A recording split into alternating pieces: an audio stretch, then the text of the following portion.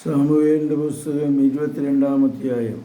ദാവീദ് അവിടെ നിന്ന് ഓടി രക്ഷപ്പെട്ട് അദുല്ല ഗുഹയിലെത്തി. അവൻ്റെ സഹോദരന്മാരും കുടുംബം മുഴുവനും ഇതറിഞ്ഞ് അവിടെ ചെന്നു. പീഡിതർ, കടമുള്ളവർ, അസന്തുഷ്ടർ ഇങ്ങനെ പലരും അവൻ്റെ ചുറ്റും കൂടി. അവൻ അവരുടെയെല്ലാം തലവനായി 400ഓളം പേർ അവനോടുകൂടി അവിടെ ഉണ്ടായിരുന്നു. ദാവീദ് അവിടെ നിന്ന് മോവാബിലേക്കുള്ള മിസ്പയിലെത്തി. മോവാബ് രാജാവിനോട് അപേക്ഷിച്ചു, ദൈവം എനിക്ക് വേണ്ടി എന്താണ് ചെയ്യാൻ പോകുന്നതെന്ന് അറിയുന്നത് വരെ എൻ്റെ പിതാക്കന്മാർ അങ്ങയോടുകൂടെ മാതാപിതാക്കൾ താമസിക്കുവാൻ അനുവദിക്കണം. അവരെ അവൻ മോവാബ് രാജാവിൻ്റെ അടുത്താക്കി. ദാവീദ് രക്ഷാസങ്കേതത്തിലായിരുന്നു. അത്രയും കാലം അവൻ അവിടെ താമസിച്ചു. പ്രവാചകനായ ഗാദ് ദാവീദിനോട് പറഞ്ഞു, സങ്കേതത്തിൽ ഒളിച്ചിരുന്നത് മതി, യൂദാദേശത്തേക്ക് പോവുക. അതനുസരിച്ച് ദാവീദ് യൂദാദേശത്തേക്ക് പോയി പുരോഹിതന്മാരെ വധിക്കുന്നു.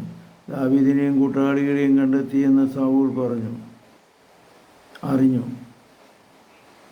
അവൻ കുന്തവുമായി ഗിബെയിലെ കുന്നിൻ മുകളിലുള്ള പീച്ചു മരത്തിൻ്റെ ചുവട്ടിൽ ഇരിക്കുകയായിരുന്നു. ഭൃത്യന്മാർ ചുറ്റും നിന്നിരുന്നു. സൗൽ ചുറ്റും നിന്നിരുന്ന ഭൃത്യന്മാരോട് പറഞ്ഞു, ബെഞ്ചമിൻ ഗോത്രക്കാരെ കേൾക്കുവിൻ. യെസ്സയുടെ മകൻ നിങ്ങൾക്ക് നിലവും മുന്തിരിത്തോട്ടവും തരുമോ?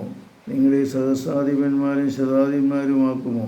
നിങ്ങൾ എനിക്കെതിരെ ഗൂഢാലോചന നടത്തിയില്ലേ? യെസ്സയുടെ മകനുമായി എൻ്റെ പുത്രൻ സഖ്യമുണ്ടാക്കിയപ്പോൾ ആരും എന്നോട് പറഞ്ഞില്ല.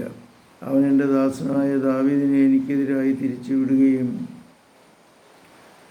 പതിയിരിക്കുവാൻ പ്രേരിപ്പിക്കുകയും ചെയ്തു.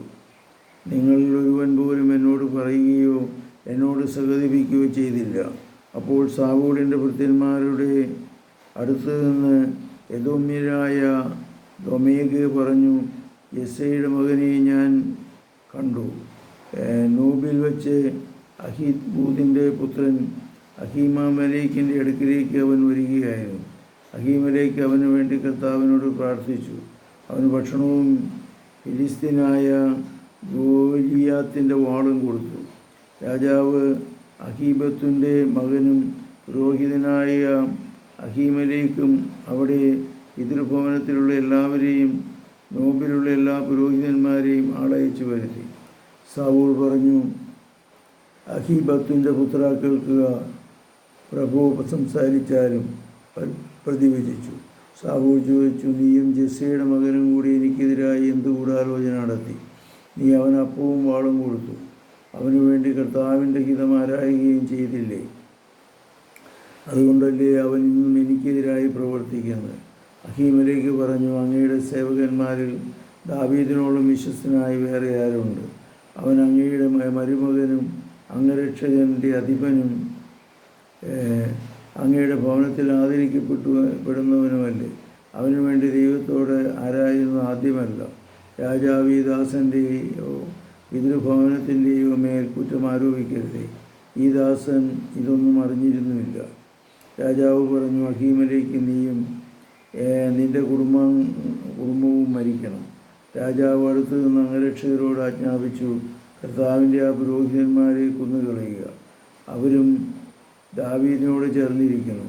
അവൻ ഓടി ഒളിച്ചത് അറിഞ്ഞിട്ടും എന്നെ അറിയിച്ചില്ല. എന്നാൽ കർത്താവിൻ്റെ പുരോഹിതന്മാരുടെ മേൽ കൈവയ്ക്കുവാൻ രാജപുത്രന്മാർ തയ്യാറായില്ല. അപ്പോൾ രാജാവ് ദോയേഗിനോട് കൽപ്പിച്ചു, നീ ആ പുരോഹിതന്മാരെ കൊല്ലുക. എദോമ്യനായ ദോയേഗ് അത് ചെയ്തു. ചാണകനൂൽ കൊണ്ടുള്ള എഫോദ് ധരിച്ച 85 പേരെ അന്നവൻ കൊന്നു. ആ പുരോഹിതന്മാരുടെ നഗരമായ നോബ് നശിപ്പിച്ചു. പുരുഷന്മാർ, സ്ത്രീകൾ, കുട്ടികൾ, ശിശുക്കൾ, കഴുതകൾ, ആടുമാടുകൾ എന്നിവരെല്ലാം വാളിനിരയാക്കി. എന്നാൽ അഹീബൂത്തിൻ്റെ മകൻ അഹീമലേക്കിൻ്റെ പുത്രന്മാരിൽ ഒരുവനായ അബിയാത്തൻ രക്ഷപ്പെട്ട് ഓടി ദാവീദിൻ്റെ അടുത്തെത്തി. കർത്താവിൻ്റെ പുരോഹിതന്മാരെ സൗൽ വധിച്ച വിവരം അവൻ അറിയിച്ചു.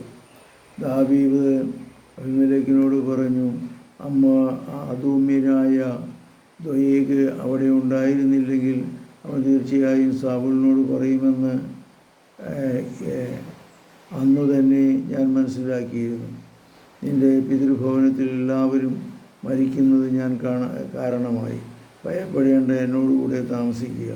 എൻ്റെ ജീവൻ അപഹരിക്കുവാൻ നോക്കുന്നവൻ നിൻ്റെയും ജീവൻ അന്വേഷിക്കുന്നു. എൻ്റെ അടുക്കൽ നീ സുരക്ഷിതനായിരിക്കും. ഇത്രയുമാണ് ഈ വീഡിയോയിലുള്ളത്. കർത്താവേ, ഞങ്ങളെ അനുഗ്രഹിക്കണമേ, ആശീർവദിക്കണമേ. പരിശുദ്ധ പരമദിവ്യകാരുണ്യത്തിന് നേരവും ആരാധനയും സ്തുതിയും പുകഴ്ചയുണ്ടായിരിക്കും. ശംശിയായിരിക്കും സ്തുതിയായിരിക്കും.